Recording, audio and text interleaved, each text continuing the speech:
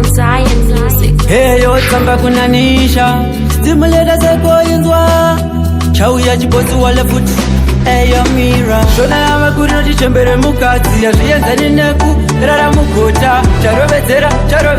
hanzi rudo imbofu ndinofunga haruonezera ndiri kukutsvaganisha ts ndoda kumbokurijuisa tumwe tumasesi ndafunga kumbokupa lavhu iri sirius tosiya vanhu vese vari suspicious ndiri kukutsvaganisha ts ndoda kumbokurijuisa tumwe tumasesi ndafunga kumbokupa lavhu iri sirius tombosiya vanhu vese vari suspicious wakaudza mama gevha rakatipisa saka ndafunga kumbozvitangisa zimbabwe yese yakatarisa kunge vachibvayo mumastriti tovharisa samambokadzi ndokutrita zviri nice sekuchaina uri chikafu everyday serice ndozviziva unodhura nhingakombe yeprice asi ndinoda mondipinza mulavhu paradise ndiri kukutsvaganisha ts ndoda kumbokurijuisa tumwe tumasesi ndafunga kumbokupa lavhu iri sirius tosiya vanhu vese vari suspicious ndiri kukutsvaganisha ts ndoda kumbokurijuisa tumwe tumasesi ndafunga kumbokupa lavhu iri sirius tombosiya vanhu vese vari suspicious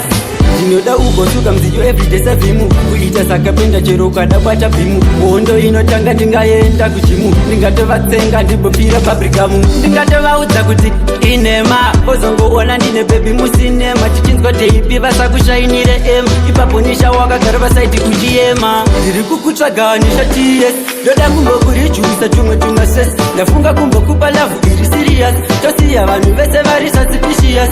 ndiri kukutsvaganisha ts ndoda kumbokurijuisa tumwe tumasesi ndafunga kumbokupa lavhu iri sirius tombosiya vanhu vese vari suspicious wakaudza mama gevha rakatipisa saka ndafunga kumbozvitangisa zimbabwe yese yakatarisa kunge vachibvayo mumastriti tovharisa samambokadzi ndokutrita zviri nice sekuchaina uri chikafu everyday serice ndozviziva unodhura nhingakombe yeprice asi ndinoda mondipinza mulavhu paradise ndiri kukutsvaganisha ts ndoda kumbokurijuisa tumwe tumasesi ndafunga kumbokupa lavhu iri sirius tosiya vanhu vese vari suspicious ndiri kukutsvaganisha ts ndoda kumbokurijuisa tumwe tumasesi ndafunga kumbokupa lavhu iri sirius tombosiya vanhu vese vari suspicious Mount Zion